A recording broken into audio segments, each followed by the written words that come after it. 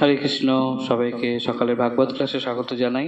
আজকের আমাদের পাঠ্য শ্লোক শ্রীমদ্ ভাগবত, অমল পুরাণ শ্রীমদ্ ভাগবত, স্কন্দ 1 অধ্যায় 2 অর্থাৎ দিব্য ভাব ও দিব্য সেবা থেকে শ্লোক সংখ্যা 32। সবাই আমার পরে পরে বলো। যথা হ্যায় বহিত বর্ণীর দারুষিক সজনিষু নানেব ভাতি বিশ্বত্মা ভূতেষু চ তথা পুমাन्। যথা হ্যায় বহিত বর্ণীর দারুষিক সজনিষু নানেব ভাতি বিশ্বত্মা ভূতেষু চ তথা পুমাन्। প্রভুজি, যথা হ্যায় বহিত বর্ণীর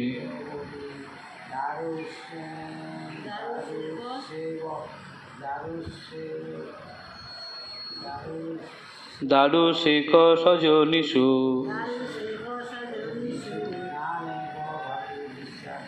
নানেব ভাতি বিশ্বত্মা ভূতেষু তথা পুমাन्। মাতাজি,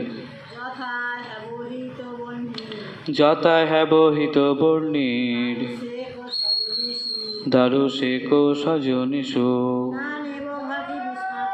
নানেব ভাতি বিশ্বত্মা ভূতেষু চ তথা পুমাन्।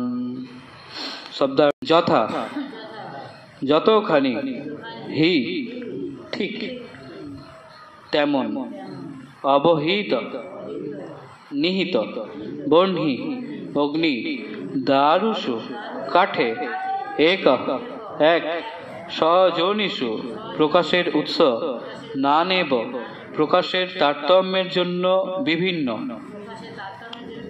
ভাতি প্রকাশ করে, বিশ্বাত্মা পরমাত্মা রূপে ভগবান, ভূতেষু জীবের মধ্যে, চ এবং তথা সেই রকম, পুমাन् পরম পুরুষ। অনুবাদ শ্রবণ করো। ছিল প্রভুপাদকৃত অনুবাদ। আগুন যেমন কাঠের মধ্যে নিহত থাকে, তেমনি পরমেশ্বর ভগবানও পরমাত্মা রূপে সবকিছুর মধ্যে পরিব্যাপ্ত। যদিও তিনি অদ্বিতীয় পরম পুরুষ, তবুও মনে হয় তিনি যেন নানা রূপে প্রকাশিত হয়েছেন। আগুন কেমন? আগুন কাঠের মধ্যে নিহিত আছে, তাই না? কাঠের মধ্যে আগুন নিহিত আছে না? হ্যাঁ, কাঠটা যখন আমরা জ্বালাই তখন দাও করে জ্বলে ওঠে, তার মধ্যে আগুন কাঠের মধ্যে নিহিত আছে, ঠিক আছে, সেই শক্তিটা। ঠিক সেই রকম ভাবে পরমেশ্বর ভগবানও পরমাত্মা রূপে সবকিছুর মধ্যেই নিহিত আছে। ঠিক যেভাবে আগুন কাঠের মধ্যে আছে, আগুনটা যখন আমরা কাঠটা জ্বালাচ্ছি তখন আগুনটা জ্বলে উঠছে, ঠিক সেই রূপে সবকিছুর মধ্যেই ভগবান পরমাত্মা রূপে নিহিত আছে। ঠিক যেভাবে কাঠের মধ্যে আগুন নিহিত আছে, ঠিক সেই রকম ভাবে ভগবান পরমাত্মা রূপে সবার মধ্যে, সবকিছুর মধ্যে আছেন। যদিও তিনি অদ্বিতীয় পরম পুরুষ, অদ্বিতীয়, যার কোনো আর কেউ নেই, দ্বিতীয় কেউ নেই, অদ্বিতীয়। হ্যাঁ, যদিও তিনি অদ্বিতীয় পরম পুরুষ, তবু মনে হয় তিনি যেন নানা রূপে প্রকাশিত হয়েছে। ঠিক আছে, বিভিন্ন কারণে তাকে বিভিন্ন রকম ভাবে প্রকাশ পেতে হয়েছে, করতে হয়েছে। হ্যাঁ, যেমন তিনি দেখো, একা কি রস আস্বাদন করা যায়? একা রস আস্বাদন করা যায়? বন্ধু বান্ধবের প্রয়োজন হয়, তাই না? যদি আমি সক্ষর রস আস্বাদন করতে যাই তাহলে বন্ধুত্বের প্রয়োজন হবে, মানে আরো 2 জন 3 জন 4 জন 5 জন, যতজন হবে তত সক্ষর রস তত ভালো হবে, আর আনন্দ হবে। আমি যদি বাৎসল্য রস আস্বাদন করতে যাই তাহলে পিতা মাতার প্রয়োজন হবে, তাই না? আমি যদি ওই মধুর রস আস্বাদন করতে চাই তাহলে স্ত্রী প্রয়োজন হবে, মধুর রস। একা রস আস্বাদন করা যায় না। তাই ভগবান ও লীলা পুরুষোত্তম, লীলা করার জন্য তাকে নিজেকে প্রকাশ করতে হয়েছে। এই বলরাম আর কেউই নয়, স্বয়ং ভগবান শ্রীকৃষ্ণেরই প্রকাশ বিগ্রহ। ঠিক সেই রকম ভাবে এই গুণাবতার, এই পুরুষ অবতারে কেন এসছেন? এই জড়জগৎকে যাতে সৃষ্টি করা যায়, এই বিশ্ব ব্রহ্মাণ্ড যাতে সৃষ্টি করা যায়, তার জন্য তিনি নিজেকে কারণোদকশায়ী বিষ্ণুরূপে প্রকাশ করেছেন, গর্ভদোকশায়ী বিষ্ণুরূপে প্রকাশ করেছেন, ক্ষীরোদকশায়ী বিষ্ণুরূপে প্রকাশ করেছেন। আর এই ক্ষীরোদকশায়ী বিষ্ণু আমাদের সবার মধ্যে, এই যেখানে বলা হলো ভগবান সবকিছুর মধ্যেই পরমাত্মা রূপে আছেন, এই ক্ষীরোদকশায়ী বিষ্ণু সবকিছুর মধ্যে পরমাত্মা রূপে আছেন। অর্থাৎ ভগবান বৃন্দাবনে আছেন, স্বয়ং ভগবান শ্রীকৃষ্ণ, আর তারই প্রকাশ আবার আমাদের মধ্যেও আছে। ভগবান বৃন্দাবনেও আছে, আবার এখানেও আছে। আবার দেখতে গেলে ভগবান বৃন্দাবনের থেকেও এখানে আছে, স্বয়ং ভগবান কিন্তু এখানে নেই। তাহলে ভগবান আছেন আবার নেই, তাই না? এটাই হচ্ছে কি অচিন্ত ভেদাভেদ তত্ত্ব। ভগবান বৃন্দাবনেও আছেন, আবার এই জড়জগতেও আছেন। ওইটাই বলা হচ্ছে যে যদিও তিনি অদ্বিতীয়, পরম পুরুষ, অদ্বিতীয়, যারা দ্বিতীয় কেউ নেই, অদ্বিতীয়, তবুও যেন মনে হয় তিনি নানা রূপে প্রকাশিত হয়েছেন, অচিন্ত ভেদাভেদ। তিনি বৃন্দাবনেও আছেন, আবার আমাদের প্রত্যেকের দেহের মধ্যে, প্রত্যেকের সবকিছুর মধ্যেই পরমাত্মা রূপে ভগবান আছেন। বুঝতে পারলে? এবার আমরা তাৎপর্যে আসি। শ্লোক 32 তাৎপর্য ছিল প্রভুপাদ কি, তো তাৎপর্য ছিল প্রভুপাদ কি। পরমেশ্বর ভগবান বাসুদেব তার এক অংশের দ্বারা নিজেকে সমস্ত জড়জগতে বিস্তার করেন। এমনকি অতি ক্ষুদ্র পরমাণুতেও তিনি রয়েছেন, যেটা আমরা চোখে দেখতে পাই না, সেই অতি ক্ষুদ্র পরমাণুতে তিনি রয়েছেন। কে রয়েছেন? পরমেশ্বর ভগবান বাসুদেব। তার এক অংশের দ্বারা নিজেকে, তারই অংশ বিষ্ণু তত্ত্ব, তারই অংশের দ্বারা নিজেকে সমস্ত জড়জগতে তিনি বিস্তার করেছেন। অতি ক্ষুদ্র পরমাণুতেও তিনি আছেন। জড় পদার্থ, অজড় বা চিন্ময় পদার্থ, প্রোটিন, নিউট্রন ইত্যাদি ভগবানের পরমাত্মা স্বরূপের বিভিন্ন পরিণাম। যেমন কাঠ থেকে আগুনে প্রকাশ হয় অথবা দুধ থেকে মাখন তৈরি হয়, তেমনি উপনিষদ, বেদান্ত প্রভৃতি বৈদিক শাস্ত্রের অপ্রাকৃত বিষয়বস্তু শ্রবণ এবং কীর্তন করার মাধ্যমে পরমাত্মা রূপে ভগবানের অস্তিত্ব উপলব্ধি করা যায়। ঠিক যেভাবে কাঠ থেকে আগুনের প্রকাশ হয়, তাই না? কাঠটা যদি আমরা জ্বালাই, তার থেকে আগুনের প্রকাশ হচ্ছে, অর্থাৎ কাঠের মধ্যে সেই শক্তি নিহিত আছে। ঠিক সেইভাবে আবার দুধ থেকে মাখন তৈরি হচ্ছে, ছানা তৈরি হচ্ছে, তাই না? এটা দুধেরই প্রকাশ, তাই না? দুধেরই অংশ, ছানা, মাখন, ঘি, তাই না? দুধ থেকেই তো তৈরি হচ্ছে। কিন্তু একটা জিনিস কি, দুধ থেকে ছানা তৈরি হলো, দুধ থেকে মাখন তৈরি হলো, দুধ থেকে ঘি তৈরি হলো, দুধ থেকে তো তৈরি হলো। এখন ঘি থেকে কি দুধ তৈরি হবে? না। ঘি থেকে ছানা তৈরি হবে? এই ছানা থেকে দুধ তৈরি হবে? না। মাখন থেকে দুধ তৈরি হবে? এই হচ্ছে ব্যাপার। কৃষ্ণ থেকে বলরাম হতে পারে, কৃষ্ণ থেকে কারণদোষায় বিষ্ণু হতে পারে, গর্ভদোষায় বিষ্ণু হতে পারে, কিন্তু গর্ভদোষায় বিষ্ণু থেকে কৃষ্ণ হবে না। এটা দুধেরই অংশ, স্বয়ং দুধ, কিন্তু দুধ থেকে, এই ছানা থেকে আর দুধ হবে না। এই হচ্ছে বিষয়বস্তু।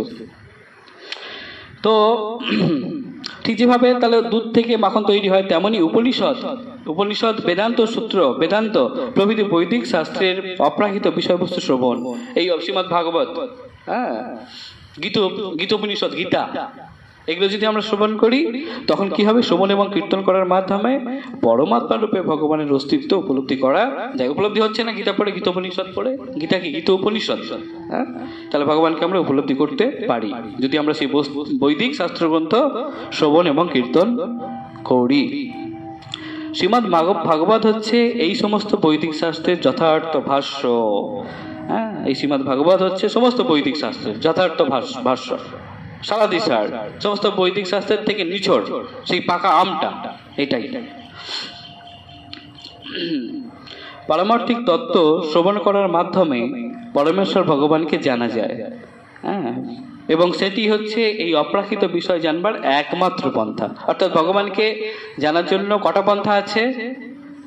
পারমার্থিক তত্ত্ব শ্রবণ করার মাধ্যমে পরমেশ্বর ভগবানকে জানা যায়। পারমার্থিক তত্ত্ব, এই যে আমরা এখন যেটা পড়ছি, এটা পারমার্থিক তত্ত্ব। এইটা শোনার মাধ্যমে ভগবানকে জানা যায়, এবং সেটি হচ্ছে এই অপ্রাকৃত বিষয় জানবার একমাত্র পন্থা। ভগবানকে জানবার, অপ্রাকৃত বিষয় চিন্ময় জগৎকে জানার একটাই পন্থা, অর্থাৎ এই শ্রীমদ্ ভাগবত আর এই শাস্ত্রগ্রন্থগুলো শ্রবণ করা, একটাই জানার পন্থা আছে। কারণ এইসব গ্রন্থেই সে সম্পর্কে বর্ণনা করা হয়েছে। অন্য আগুনের সংযোগে যেমন কাঠের মধ্যে আগুন জ্বলে ওঠে, তেমনি দিব্য কৃপার প্রভাবে মানুষের দিব্য চেতনা প্রকাশিত হয়। সবার মধ্যে চেতনা আছে, কিন্তু সেটা আবৃত হয়ে আছে মায়ার দ্বারা।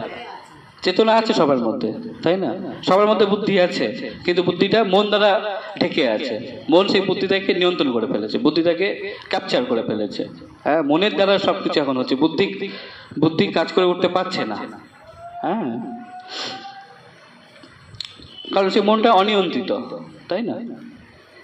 তাহলে ঠিক যেভাবে কাঠের মধ্যে আগুন জ্বলে ওঠে, একটু অন্য একটা জ্বলন্ত কাঠের সংযোগ হলেই অন্য একটা কাঠের মধ্যে আগুন জ্বলে উঠছে। ঠিক সেইভাবেই ভগবানের দিব্য কৃপার প্রভাবে মানুষের দিব্য চেতনার প্রকাশিত হয়। আমাদের মধ্যে চেতনা আছে, ঠিক আছে, ওই কৃপার প্রভাবেই আবার সেই চেতনা জাগ্রত হবে। দিব্য কৃপার মূর্ত বিগ্রহ হচ্ছেন শ্রী গুরুদেব। তাহলে কার কৃপা ফলে এই চেতনা জাগ্রত হবে? গুরুদেবের কৃপার ফলে। এবং কাষ্ঠ সদৃশ জীবের মধ্যে তিনি সেই দিব্য অগ্নি প্রজ্বলিত করতে পারেন পারমার্থিক জ্ঞান প্রদান করার মাধ্যমে। ঠিক যেভাবে কাষ্ঠের মধ্যে অগ্নি আছে, অন্য কাঠের কাছেই গেলে, জ্বলন্ত কাঠের সংস্পর্শে গেলেই সেই কাঠ জ্বলে ওঠে, তাই না? কাঠের মধ্যে অগ্নি আছে, কিন্তু সেটা জ্বলছে না, তাই না? কিন্তু যখনই সে অন্য একটা জ্বলন্ত কাঠের সংস্পর্শে যাবে, তখনই সেই কাঠে আগুন জ্বলে উঠবে। ঠিক সেভাবে আমাদের মধ্যে চেতনা আছে, কিন্তু যখনই আমরা শ্রী গুরুদেবের শরণাপন্ন হব, যখন তার থেকে এই সমস্ত কথা শ্রবণ করব, আমাদের মধ্যে সেই চেতনা বিকশিত হবে, তাই না? চেতনা আছে, ঠিক যেভাবে কাঠের মধ্যে আগুন অন্তর্নিহিত আছে কাঠের মধ্যে, কিন্তু সেটা জ্বলতে পারছে না। কারণ কি? কারণ সে অন্য কাঠের সংস্পর্শে যাচ্ছে না, আগুনের সংস্পর্শে যাচ্ছে না। ঠিক সেভাবে আমরাও যদি শ্রী গুরুদেবের সংস্পর্শে যাই, তাহলে কি হবে? সদ্গুরু, গুরু না, সদ্গুরু। হ্যাঁ, গুরু তো অনেক আছে। সদ্গুরু শরণাপন্ন হলেই, এবং তার ফলে ধীরে ধীরে আমরা আস্তে আস্তে ভগবান সম্পর্কে জানতে পারি, এবং আমাদের চেতনা আস্তে আস্তে বাড়তে থাকে, চেতনা আস্তে আস্তে প্রকাশিত হয়। দিব্য কৃপার মূর্ত বিগ্রহ হচ্ছেন শ্রী গুরুদেব, এবং কাষ্ঠ সদৃশ জীবের মাধ্যমে তিনি সেই দিব্য অগ্নি প্রজ্বলিত করতে পারেন পারমার্থিক জ্ঞান প্রদান করার মাধ্যমে। তাই পারমার্থিক জ্ঞান শ্রবণ করার ঐকান্তিক বাসনা নিয়ে শ্রী গুরুর শরণাগত হতে হয়, এবং তার ফলে ধীরে ধীরে ভগবানের অপ্রাকৃত স্থিতি উপলব্ধি করা যায়। হ্যাঁ, ভগবানকে দর্শন করতে হয় কি দিয়ে?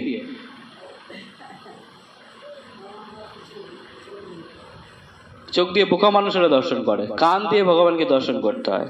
হ্যাঁ, শ্রবণের মাধ্যমে। ঠিক আছে, ধাম কিভাবে দর্শন করতে হয়? সব শ্রবণের মাধ্যমে। শ্রবণ যদি না হলে, যদি না হয়, তাহলে ধামের মাহাত্ম্য কিছু জানতে পারবে? ও তো ঘর বাড়ি গাছপালা থেকে সব চলে আসছে। দর্শন হচ্ছে? ধাম দর্শন হচ্ছে? ভগবানকে দর্শন হচ্ছে না। তাই দর্শন করতে হয় শ্রবণের মাধ্যমে। তাই পারমার্থিক জ্ঞান শ্রবণ করার ঐকান্তিক বাসনা নিয়ে শ্রী গুরুদেবের, আমরা মায়াপুর তাহলে কেন যাবো? কি বাসনা নিয়ে? শ্রবণ করার বাসনা নিয়ে। শ্রবণ করলে তবেই হৃদয়ে দর্শন আসবে। পশু এবং মানুষের মধ্যে এটাই হচ্ছে পার্থক্য। মানুষ যথাযথভাবে শ্রবণ করতে পারে, কিন্তু একটা পশু তা পারে না। এটাই হচ্ছে পশু আর মানুষের মধ্যে পার্থক্য। হ্যাঁ, তারা যথাযথভাবে শ্রবণ করতে পারে না, কিন্তু আমরা পারি। তাই আমাদের মধ্যে দিব্যজ্ঞান প্রকাশিত হচ্ছে। এই শ্রীমদ্ ভাগবত গীতা, শ্রীমদ্ ভাগবত আমরা শ্রী গুরুদেবের থেকে শুনছি, তাই হৃদয়ে দিব্যজ্ঞান প্রকাশিত হচ্ছে, কিন্তু তারা পারছে না বলেই সেই জ্ঞান প্রকাশিত হচ্ছে না। এরপর শ্লোক সংখ্যা 33, আমার পরে পরে সবাই বলার চেষ্টা করো। অসগুণময়ী ভাবৈভূত সুখেন্দ্রিয়াত্মভি স্বনির্মিতেষু নিবিভ্রষ্ট ভঙ্ক্তে ভূতেষু তদ্গুণাম।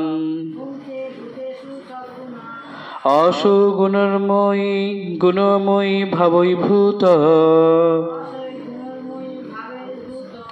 অসগুণময়ীর ভাবৈভূত সুখেন্দ্রিয়াত্মভি স্বনির্মিতেষু নিবিভ্রষ্ট ভুঙ্ক্তে ভূতেষু তদ্গুণান। মাতাজি, অসৌ গুণময়ী ভাবৈর্ভূত সুখেন্দ্রিয়াত্মভি স্বনির্মিতেষু নিবির্বষ্ট ভুঙ্ক্তে ভূতেষু তদ্গুণান। শব্দার্থ, অসৌ সেই পরমাত্মা গুণময়ী, জড়া প্রকৃতি গুণের দ্বারা প্রভাবিত। সবাই বলো, ভাবই স্বাভাবিকভাবে ভূত সৃষ্ট সূক্ষ্ম সূক্ষ্ম ইন্দ্রিয় ইন্দ্রিয় আত্মভি জীবের দ্বারা স্বনির্মিতেষু তার নিজের সৃষ্টিতে নির্বিষ্ট প্রবেশ করে। ভুঙ্ক্তে ভোগ করান, ভূতেষু জীবদের মধ্যে তদ্গুণান প্রকৃতির সেই গুণগুলি। অনুবাদ, পরমাত্মা প্রকৃতির গুণের দ্বারা প্রভাবিত তার সৃষ্ট জীবদের দেহে প্রবেশ করেন এবং সূক্ষ্ম মনের দ্বারা তাদের এই সমস্ত গুণগুলি প্রতিক্রিয়া ভোগ করান। পরমাত্মা কি করছেন? প্রকৃতির গুণের দ্বারা প্রভাবিত তার সৃষ্ট জীবদের দেহে, অর্থাৎ এই জীবদেহ জীবাত্মা প্রকৃতির 3টে গুণের দ্বারা প্রভাবিত হচ্ছে। সেই গুণের দ্বারা প্রভাবিত তারই সৃষ্টি, পরমাত্মারই সৃষ্টি জীব দেহে প্রবেশ করছেন এবং সূক্ষ্ম মনের দ্বারা, এই আমাদের যে সূক্ষ্ম মন আছে সেই মনের দ্বারা এই সমস্ত গুণগুলির প্রতিক্রিয়া ভোগ করান। অর্থাৎ সত্যগুণের যে প্রতিক্রিয়া সেটা ভোগ করাচ্ছেন কার দ্বারা? মনের দ্বারা। অর্থাৎ মনেই এই গুণগুলো প্রকাশিত হচ্ছে, মনেই সাত্ত্বিক গুণগুলো প্রথমে এসে বাধা বাঁধছে। তামসিক গুণ, অলসতা কোথায় এসে বাসা বাঁধছে? মনে, তাই না? বা রজগুণ ক্রোধ কোথায় সৃষ্টি হচ্ছে? মনে ভাবছি ও আমাকে এরকম বললো, ব্যাস ক্রোধটা তৈরি হয়ে গেল। তার মানে মনে এসে বাসা বাঁধছে, তাই না? সেটাই বলা হচ্ছে যে পরমাত্মা প্রকৃতির গুণের দ্বারা প্রভাবিত তার সৃষ্ট জীবদের দেহে প্রবেশ করেন। পরমাত্মা জীব দেহে প্রবেশ করছেন, তারই সৃষ্ট জীব 3টি গুণের দ্বারা তারা প্রভাবিত হয়ে আছি আমরা, সেই সূক্ষ্ম মনের দ্বারা তাদের এই সমস্ত গুণগুলির প্রতিক্রিয়া ভোগ করান। সূক্ষ্ম মনের দ্বারা। তাৎপর্য, শিল প্রভুপাদকৃত তাৎপর্য, ব্রহ্মা থেকে শুরু করে একটি নগণ্য পিপীলিকা পর্যন্ত 84 লক্ষ বিভিন্ন রকমের জীব শরীরের সকলেই তাদের সূক্ষ্ম মন এবং স্থূল শরীরের বাসনা অনুসারে জড়জগৎকে ভোগ করছে। কালকে আমরা পড়েছিলাম যে এখানে 84 লক্ষ রকমের জীবদেহ রয়েছে, তাই না? কত রকমের? 84 লক্ষ রকমের জীবদেহ রয়েছে। তার মধ্যে কিছু আছে জলচর, কিছু আছে খেচর, তাই না? 4 লক্ষ মানুষ, তাই না? এরকম সব আছে, ভাগ আছে। টোটাল আছে 84 লক্ষ বিভিন্ন রকমের শরীর, বিভিন্ন রকমের শরীর আছে। উদ্ভিদ শরীর, পাখি শরীর, মানুষ শরীর, পশু শরীর, কুকুর, পশুদের মধ্যে কুকুর শরীর, বিড়াল, এইসব শরীর আছে। সকলেই তাদের সূক্ষ্ম মন এবং স্থূল শরীরের বাসনা অনুসারে জড়জগৎকে ভোগ করছে। সবাই তাদের স্থূল শরীরের বাসনা আছে কিছু। এই স্থূল শরীরের বাসনা কি? গরম পড়েছে, একটু ঠান্ডায় থাকবো, তাই না? এটা স্থূল শরীরের বাসনা। আবার সূক্ষ্ম শরীরের বাসনা আছে, একটু মনে মনে সে রস আস্বাদন করছে সূক্ষ্ম শরীরে। বা জীবের এই স্থূল শরীরের মধ্যে জীবের একটা বাসনা আছে, আমি এটা খাবো ওটা খাবো। চোখের একটা বাসনা আছে, আমি ওটা দেখবো সেটা দেখবো। কানের একটা বাসনা আছে, আমি আন কথা শুনবো, বাজে কথা শুনবো। এইসব বাসনা আছে না? তো তার মানে আমাদের বাসনা অনুযায়ী এই স্থূল শরীরের বাসনা আর সূক্ষ্ম শরীরের বাসনা অনুযায়ী আমরা এই জড়জগৎকে ভোগ করছি, আমাদের বাসনা অনুযায়ী, তাই না? আমরা যেমন বাসনা করছি, আজকে যেটা খেতে ইচ্ছে হলো কিনে নিলাম বাজার থেকে, বাসনা হলো এটা খাবো। স্থূল শরীরের বাসনা বা মনের বাসনা, সূক্ষ্ম শরীরের বাসনা হলো যেটা একটু খেতে ইচ্ছে করছে, কিনে নিয়ে চলে এসে রান্না করে খেয়ে ফেললাম, এটা ভোগ হয়ে গেল। মানে আমরা স্থূল শরীর আর সূক্ষ্ম শরীরের বাসনা অনুযায়ী এই জড়জগৎকে ভোগ করছি। সূক্ষ্ম মন অনুসারে স্থূল জড় শরীর গঠিত হয়। বুঝতে পারছো? সূক্ষ্ম শরীরটা হচ্ছে সব থেকে ইম্পর্টেন্ট। সূক্ষ্ম মন অনুসারে এই স্থূল জড় শরীর গঠিত হয় এবং জীবের বাসনা অনুসারে তার ইন্দ্রিয়গুলির সৃষ্টি হয়। ঠিক যেমন আমরা বাসনা করব সেরকম ইন্দ্রিয় আমাদের পাবো। পরমাত্মা রূপে ভগবান জীবকে জলসুখ ভোগ করতে সাহায্য করেন। একটা গাছে 2টো পাখি বসে আছে, একজন ফল ভোগ করছে আর একজন সব সাক্ষী থাকছে এবং ফল ভোগ করবে সে, তার যে অ্যারেঞ্জমেন্ট, ফল ভোগ করবে, ফলের তো প্রয়োজন, সেটা কে করে দিচ্ছেন? স্বয়ং ভগবান পরমাত্মা রূপে সেই অ্যারেঞ্জমেন্টটাও তিনি করে দিচ্ছেন যাতে ভোগ করতে পারে। তিনি পিতা, পুত্রের বাসনা, তাই না? তিনি সব পুত্রের বাসনাগুলো সব তিনি। তাহলে পরমাত্মা রূপে ভগবান জীবকে জলসুখ ভোগ করতে সাহায্য করেন। হ্যাঁ, এই যে জলসুখ ভোগ করতে চাইছি আমরা, পরমাত্মা রূপে ভগবান সেটা সাহায্য করছেন। কেননা তার বাসনা অনুসারে কোনো কিছু লাভ করতে জীব সম্পূর্ণভাবে অসহায়। অর্থাৎ আমরা ভোগ করতে চাইছি, সেই ভোগটা যে নিজে তৈরি করে খাবো কিছু, নিজে তৈরি করে দেখবো কিছু, সেটাও আমরা করতে পারি না। ভগবানের এই জিনিস আমরা এতটা অসহায়, ভগবানের জিনিস নেই, আমরা নিজেরা ভোগ করছি। অবশ্য পিতার জিনিস নিয়ে নিজেরা ভোগ করছি পিতাকে না দিয়ে, ঠিক আছে? পিতার জিনিস ভোগ করছি কিন্তু পিতাকে না দিয়ে। জীব অভিপ্রায় করে এবং ভগবান তা অনুমোদন করেন। জীব অভিপ্রায় করে যে আমার একটা এইটা দরকার, আমার একটা ভালো বাড়ি দরকার, এবং তার ভগবান সেটা ঠিক আছে, তোমার এটা দরকার, আচ্ছা ঠিক আছে। অর্থাৎ জীব হচ্ছে ভগবানের বিভিন্ন অংশ, তাই তারা ভগবানের সঙ্গে এক। হ্যাঁ, ভগবদ গীতাতেও ভগবান সমস্ত জীবকে তার সন্তান বলে ঘোষণা করেছেন। হ্যাঁ, অর্থাৎ জীব হচ্ছে, আমরা জীব অর্থাৎ জীবাত্মা হচ্ছে কি ভগবানের পরমাত্মার অংশ, তাই না? বিভিন্ন অংশ, ক্ষুদ্র অংশ, তাই তো? বুঝতে পারছো? ক্ষুদ্র অংশ। ঠিক যেভাবে গঙ্গা সাগরের গঙ্গা জল হচ্ছে বিভু, বিশাল গঙ্গা সাগর, তার থেকে এক বিন্দু জল নিয়ে আমরা চলে আসছি, ছোট্ট একটা পাত্রে কিছু জল নিয়ে, একটা বোতলে জল নিয়ে চলে আসছি। অর্থাৎ সেই গঙ্গা সাগরের জলের যে গুণ, এক বোতল জলের তাই গুণ তো নাকি? একই গুণ না? গঙ্গাসাগরের জলের, বড় সমুদ্রের যে জলের যে গুণটা, আমি এক বোতল জল নিয়ে আসলাম, সেই একই গুণ তো নাকি? না আলাদা গুণ? একই গুণ, সেই একই জল তো, কিন্তু সেটা একটা বিশাল জায়গায় জলটা আছে, বিশাল সমুদ্র, আর এই বোতলের মধ্যে ছোট্ট একটু জায়গার মধ্যে সেই জলটা আছে। এটাই পার্থক্য, সেটা বিশাল আর এটা ছোট একটা জায়গা, ছোট্ট, ওটা বিভু আর এটা অনু। সেটাই এখানে বলা হচ্ছে যে জীব হচ্ছে ভগবানের বিভিন্ন অংশ, তাই গুণগতভাবে ভগবানের সাথে সে একই।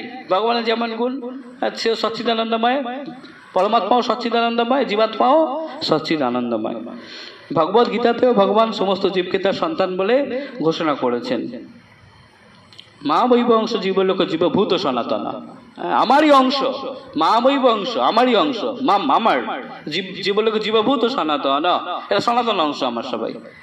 হ্যাঁ, পড়বো আমরা পুরুষোত্তম যোগ 15 অধ্যায়।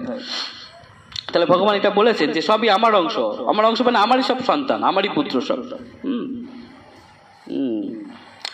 তাহলে সন্তানদের সুখ এবং দুঃখ ভোগের পরোক্ষভাবে পিতার সুখ এবং দুঃখ ভোগ হয়, তাই তো? সন্তানের দুঃখ সুখে পিতারও সুখ দুঃখ ভোগ হচ্ছে, তাই না? সন্তান যদি সুখে থাকে পিতাও সুখে থাকবে না, সন্তান সুখে, আর সন্তান যদি দুঃখে থাকে, হ্যাঁ, সন্তানদের সুখ এবং দুঃখ ভোগ পরোক্ষভাবে পিতার সুখ এবং দুঃখ ভোগ। তবুও পিতা সরাসরি ভাবে পুত্রদের সুখ ও দুঃখের দ্বারা প্রভাবিত হন না। এই পিতা সেই পিতা না, হ্যাঁ, পরমাত্ম রূপ পিতা। ভগবান ততই কৃপালু, ভগবান এতই কৃপালু যে তিনি পরমাত্মা রূপে সর্বক্ষণ তাদের সঙ্গে থাকেন এবং সর্বদাই তাদের মোহ অন্ধকার দূর করে যথার্থ আনন্দের পথে নিয়ে যেতে চেষ্টা করেন।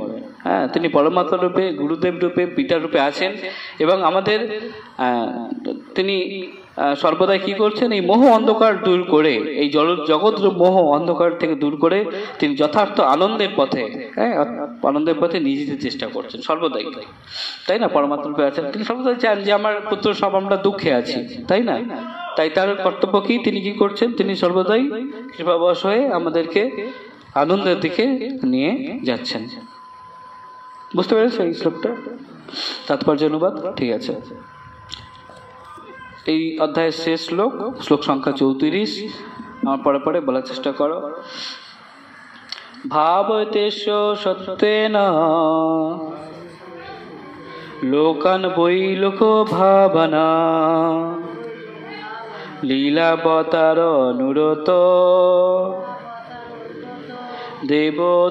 দেবতীর্যং নরাদিষু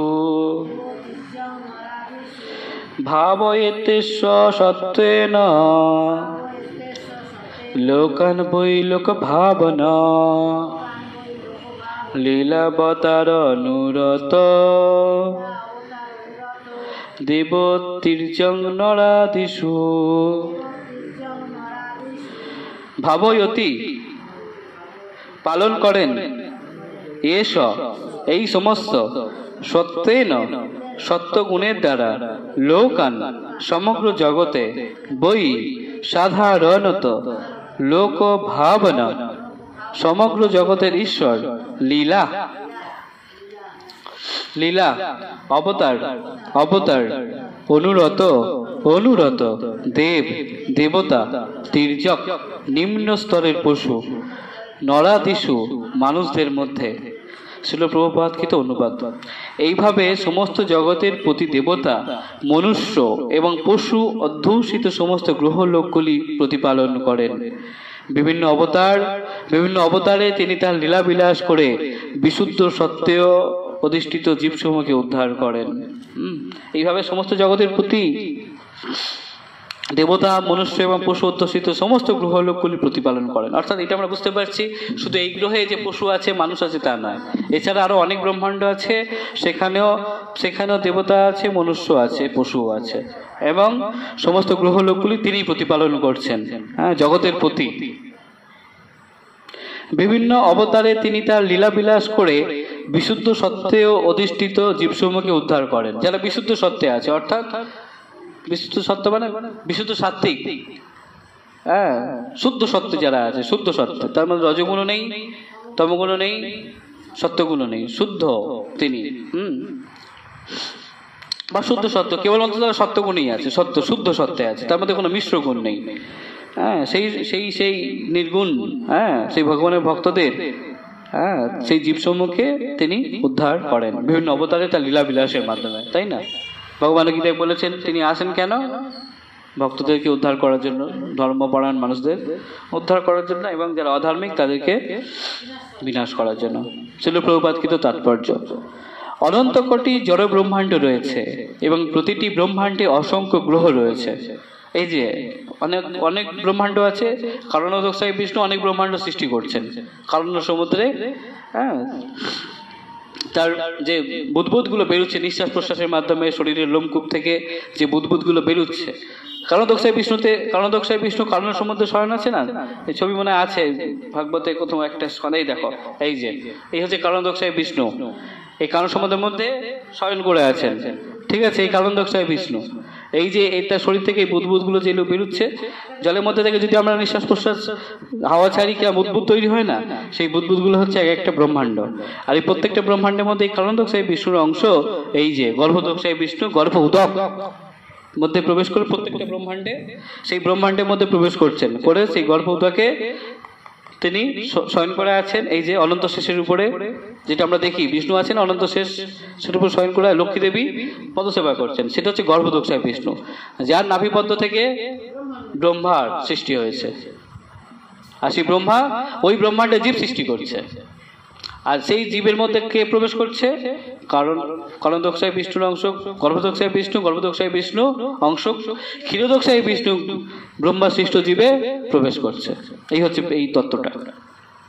অর্থাৎ অনন্ত কোটি জড় ব্রহ্মাণ্ড রয়েছে। কি ব্রহ্মাণ্ড? জড় ব্রহ্মাণ্ড। আচ্ছা, অনন্ত কোটি আবার চিৎ ব্রহ্মাণ্ডও রয়েছে। অনন্ত কোটি, বৈকুণ্ঠ একটা নয়, অনন্ত কোটি বৈকুণ্ঠ, একটা বৈকুণ্ঠ নয়। কিন্তু আমাদের যদি ধারণা থাকে যে বৈকুণ্ঠ একটা, না, অনন্ত অনন্ত কোটি বৈকুণ্ঠ। বৈকুণ্ঠ একটা নয়, বৃন্দাবন একটা, এই বৈকুণ্ঠের আরো উপরে, সব থেকে উপরে স্তর বৃন্দাবন। বৃন্দাবন কিন্তু একটাই, ঠিক আছে? কিন্তু বৈকুণ্ঠ একটা নয়, বৈকুণ্ঠ অনেক, অনন্ত কোটি বৈকুণ্ঠ। তাহলে এইভাবে সমস্ত জগতের প্রতি দেবতা। আচ্ছা, এটা পড়া হয়ে গেলে এবার তাৎপর্য পড়ছি আমরা, ঠিক? তাহলে অনন্ত কোটি জড় ব্রহ্মাণ্ড রয়েছে এবং প্রতিটি ব্রহ্মাণ্ডে অসংখ্য গ্রহ রয়েছে। ব্রহ্মাণ্ডের মধ্যে অসংখ্য গ্রহ, ব্রহ্মাণ্ড মানে একটা গ্রহ নয়, এই আমাদের এই ব্রহ্মাণ্ডে কিন্তু অনেক গ্রহ আছে, তাই না? তাহলে এই প্রতিটি ব্রহ্মাণ্ডে অসংখ্য গ্রহ রয়েছে, যেখানে অসংখ্য জীব। এই ভূতল মানে শুধু পৃথিবী না, ভূতলে অনেক গ্রহ রয়েছে। পৃথিবী ছাড়াও এই ভূতলে নিচে 7টা লোক, উপরে 7টা লোক, প্রত্যেকটা লোকে অনেক অনেক গ্রহ রয়েছে। এইটা হচ্ছে ব্যাপার। তাহলে অনন্ত কোটি জড় ব্রহ্মাণ্ড রয়েছে এবং প্রতিটি ব্রহ্মাণ্ডে অসংখ্য গ্রহ রয়েছে, যেখানে অসংখ্য জীব প্রকৃতির বিভিন্ন গুণের দ্বারা প্রভাবিত হয়ে বিরাজ করছে। অর্থাৎ প্রতিটি জড় জগতেই এই গুণ আছে, সত্য রজতম গুণ আছে, আর সেখানে সেই জীবগুলো কি করছে, এই গুণের দ্বারা প্রভাবিত হয়ে কর্ম করছে। ঠিক আছে, সব একই ব্যাপার চলছে সব গ্রহে। তাহলে ভগবান শ্রী বিষ্ণু প্রতিটি ব্রহ্মাণ্ডে এবং প্রতিটি লোকে অবতরণ করেন। তিনি বিভিন্ন লোকে জীবদের মাঝে তার লীলাবিলাস করেন, যাতে তারা ভগবত ধামে ফিরে যাওয়ার অভিলাষী হয়। প্রতি তাহলে কত গ্রহে কত তাহলে জীবাত্মা আছে, বুঝতে পারছো? হ্যাঁ, সব এই জড়জগতে কষ্ট ভোগ করছে। আর বিষ্ণু আসছেন কেন, ভগবান আসছেন কেন? লীলাবিলাস করছে, করে তাদেরকে নিজের দিকে আকর্ষণ করছে, যাতে আমরা সেই ভগবত ধামে ফিরে যেতে পারি, বৈকুণ্ঠে যাতে ফিরে যেতে পারি, যাতে আমরা ভগবত ধামে ফিরে যাওয়ার অভিলাষী হই। হ্যাঁ, ভগবান তার অপ্রাকৃত স্থিতির পরিবর্তন করেন না, কিন্তু বিভিন্ন সময়ে বিভিন্ন পরিবেশে এবং বিভিন্ন সমাজে তিনি বিভিন্ন রূপে আবির্ভূত হয়েছেন বলে মনে হয়। কখনো কখনো তিনি কোনো উপযুক্ত জীবকে তার হয়ে কোনো কর্মসাধন করার জন্য তার শক্তির দ্বারা আবিষ্ট করেন। শক্তাবেশ অবতার, ভগবানের শক্তি নিয়ে অবতারিত হচ্ছেন। যেমন যেমন কে আছে? পরশুরাম, হ্যাঁ, এই ব্যাসদেব, মহামুনি ব্যাস, সব ভগবানের শক্তি নিয়ে অবতারিত হয়েছেন, ভগবানের সপ্তাবেশ অবতার। সেটাই বলা হচ্ছে, কখনো কখনো তিনি কোনো উপযুক্ত জীবকে তার হয়ে কোনো কর্মসাধন করার জন্য তার শক্তির দ্বারা আবিষ্ট করেন, তাকে শক্তি প্রদান করেন। কিছু কর্ম একটা করাতে হবে, এত গ্রন্থ কেউ লিখতে পারবে সাধারণ মানুষ? ব্যাসদেব কেন লিখতে পেরেছেন? ভগবান তাকে শক্তি, এই যে এখানে সেটাই বলা হচ্ছে যে কোন বিশেষ জীবকে তিনি, উপযুক্ত জীবকে তার কিছু বিশেষ কর্ম সম্পাদন করানোর জন্য তিনি শক্তি দান করেন, শক্তিতে আবিষ্ট করেন। কিন্তু উভয় ক্ষেত্রেই উদ্দেশ্য হচ্ছে একই। ভগবান চান যে দুঃখ দুর্দশাগ্রস্ত জীবেরা যেন ভগবত ধামে ফিরে গিয়ে নিত্য আনন্দ লাভ করতে পারে। স্বয়ং ভগবান কৃষ্ণ আসছেন, বিষ্ণুর অবতাররা আসছেন, এসে তারা স্বয়ং বিষ্ণু তত্ত্ব এসে লীলাবিলাস করছেন, যাতে আমরা ভগবত ধামে ফিরে যাই।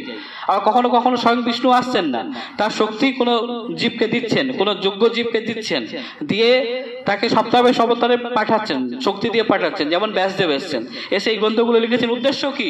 এইগুলো পড়ে আমরা ভগবত ধামে ফিরে যাব। অর্থাৎ স্বয়ং ভগবান আসুক বা ভগবানের কোনো সপ্তাহেশ অবতার আসুক, ভগবানের কোনো গুণাবতার আসুক, তাদের উদ্দেশ্য কি? আমাদেরকে ভগবানের কাছে ভগবত ধামে ফিরে নিয়ে গিয়ে নিত্য আনন্দ লাভ করানো, এই দুঃখ কষ্ট থেকে নিস্তার করে নিত্য আনন্দ লাভ করানো হচ্ছে এনাদের উদ্দেশ্য। সে সপ্তাহেশ অবতার হোক, গুণ অবতার হোক, স্বয়ং ভগবান হোক, বিষ্ণু তত্ত্ব হোক, যাই হোক। যে আনন্দ লাভের আশায় জীব আকুল হয়ে রয়েছে, তাই না? আমরা আনন্দ লাভের আশায় তো আকুল হয়ে ব্যাকুল হয়ে রয়েছি, তা এই জড়জগতে কোথাও খুঁজে পাওয়া যাবে না। সেই নিত্য আনন্দ এই জড়জগতে কোথাও খুঁজে পাওয়া যাবে না। যে নিত্য আনন্দের অন্বেষণ জীব করছে তা কেবল ভগবত ধামেই পাওয়া যায়।